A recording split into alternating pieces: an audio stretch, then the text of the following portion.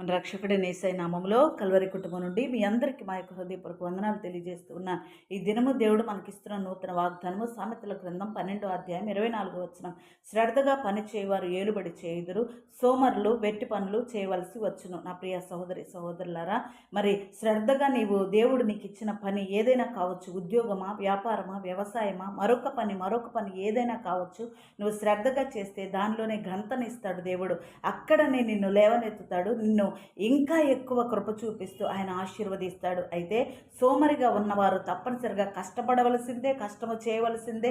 In టైంలో సోమరితనంగా ఉన్న మన బిడ్డలకైనా మీరు ప్రోత్సాహం చేయండి. సోమరితనంగా ఉండవద్దు. తప్పనిసరిగా నువ్వు కష్టపడాలి, చదవాలి, ఉద్యోగం సంపాదించుకోవాలి, గొప్ప రీతిగా ఉండాలని మన బిడ్డలకు కూడా ప్రోత్సాహపరచండి. ఇవి జ్ఞాని అయిన సొలొమోను ద్వారా దేవుడు మరి రాయిస్తున్నటువంటి సామెతలు గనుక ఇది మన హృదయంలో భద్రపరుచుకుందాం. అట్టి రీతిగా మన కుటుంబాలను దిద్దుకుందాం.